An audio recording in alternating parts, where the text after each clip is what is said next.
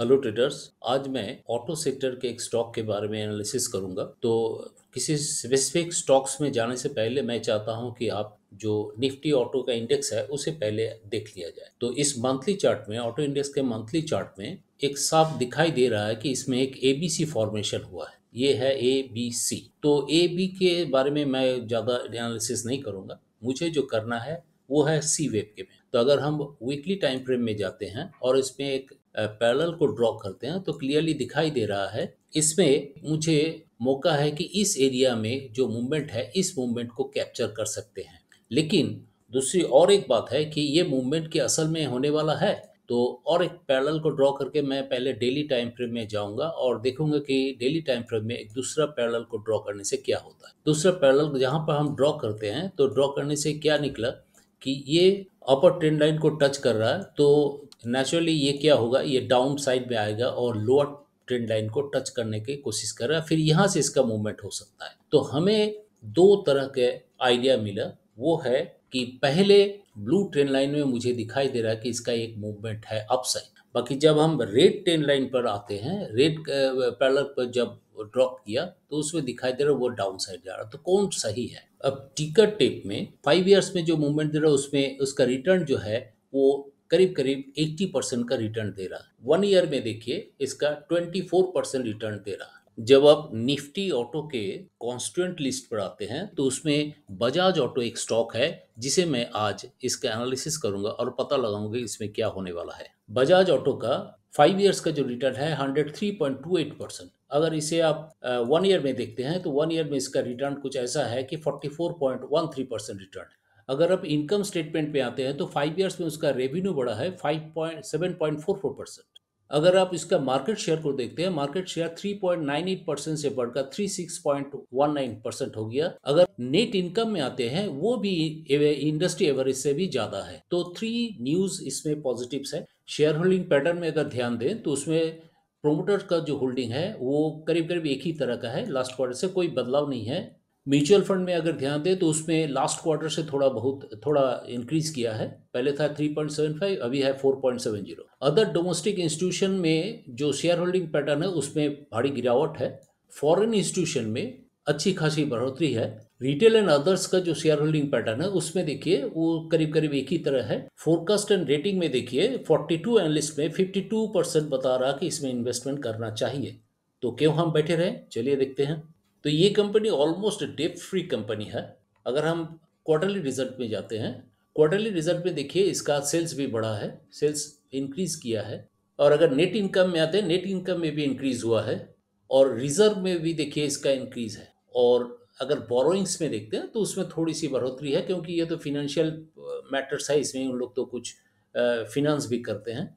तो इसमें एसेट्स में उसका इंक्रीज शो होगा। जो एसेट्स में उसका इंक्रीज किया है, देखिए एसेट्स इंक्रीज किया है। टेक्निकल एनालिसिस शुरू करने से पहले बजाज ऑटो का मैं मंथली चार्ट में जाता हूं और इसका स्टडी करूंगा कि इस चार्ट में, इस मंथली चार्ट में किस तरह का स्ट्रक्चर फॉर्म किया हो। तो ये रहा मंथली चार्ट जिसमें मुझे क्लियर दिखाई दे रहा है 3 लेग्स फॉर्मेशन हुआ। That means A B C formation हुआ है।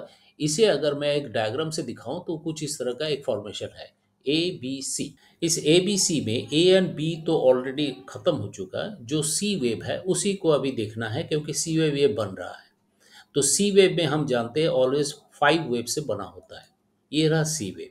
सी वेव जो 5 वेव बना रहता है तो मुझे भी देखना है इसमें 5 वेव बना है कि नहीं। तो मैं वीकली टाइम फ्रेम में देखता हूँ कि इसमें 5 वेव बना है कि नहीं।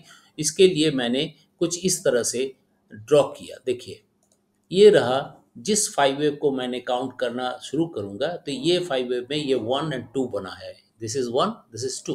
तो अब ये थर्ड वेव रह गया। ये थर्ड वेव भी 5 वेव से बना होता है, वो आप जानते हैं। एग्जाम्पल में दिखाऊं तो कुछ इस तरह से 5 वेव बनता है। तो मुझे भी इस 5 वेव को डिटेक्ट करना है। डेली टाइम फ्रेम में जाने के बाद मैं इसे इस तरह से एक्सपांड कर देता हूँ। यहाँ दो ट्रेंड लाइन को ड्रॉ किया मैंने। ट्रेन लाइन को ड्रॉ करने के बाद उसमें मैं इस वेव को आइडेंटिफाई करूँ। देखिए ये रहा ए बी सी डी और ई वेव।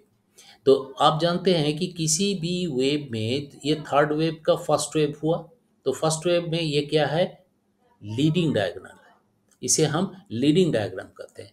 तो इसी लीडिंग डायगोनल को मैं इस तरह से मार्क कर सकता हूँ। That is called this is a wave, first wave, and this is second wave. तो नेचुरली ये थर्ड वेव हो जाएगा। इस थर्ड वेव में भी आपको 5 वेव्स है, जिसे मुझे निकालना है, तभी जाके ये असल में पता चलेगा क्या हो रहा है। तो अगर 5 वेव्स को भी मैं यहाँ पर शो करूँ तो ये रहा 5 वेव्स में। अगर इसे हम वेव लाइन से जोड़ देता हूँ तो आपको पता चलेगा कि 5 वेव्स कहाँ पर है। First wave, second wave, third wave, fourth and fifth. इस थर्ड वेव में भी 5 वेव्स है।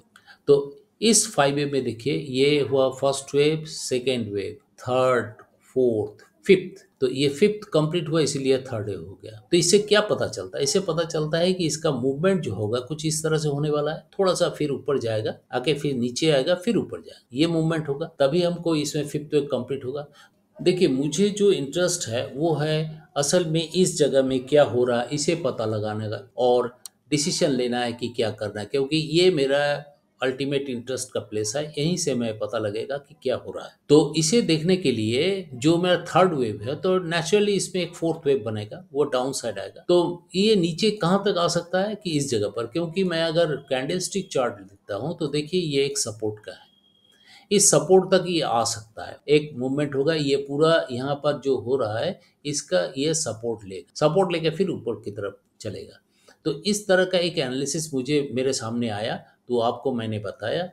अगर आपको इस एनालिसिस में जो बात आपको समझने की है, जब जो ऑलरेडी इन्वेस्टेड हैं वो रहें, क्योंकि कुछ अगर डाउन साइड आएगा उससे आप सोचिए नहीं, क्योंकि इस तरह का डाउन साइड आ सकता है, इसमें कोई चिंता की बात नहीं है। जो इन्वेस्टमेंट करना चाहते हैं वो थोड़ा रुक जाइए, क्योंकि इसे नीचे आने दीजिए। नीचे आने के बाद ये एक सपोर्ट लेगा, सपोर्ट लेने के बाद आप इन्वेस्टमेंट कीजिए। जैसे यहाँ पर क्योंकि ये तो फिफ्थ वेव है, दैट मीन्स ये 5 वेव से बनेगा, तो 5 वेव से ये सेकेंड वेव बनेगा, ये थर्ड, फोर्थ, फिफ्थ ऐसा बनेगा। तो आपको इस जगह का इंतजार करना है, यहाँ पर आपको एंट्री ले सकते हैं।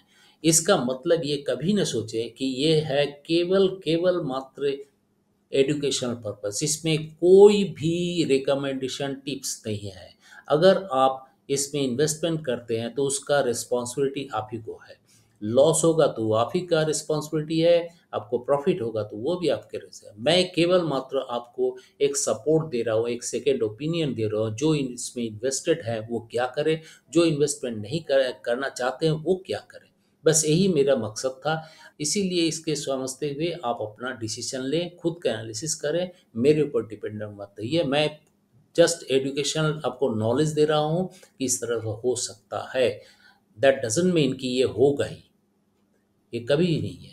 तो आप इस तरह से डिसीजन लें, इन्वेस्टमेंट करें। मेरे चाहे इस एनालिसिस को अगर आपको अच्छा लगे तो इसको लाइक कीजिए, शेयर कीजिए और सब्सक्राइब कीजिए। Thank you.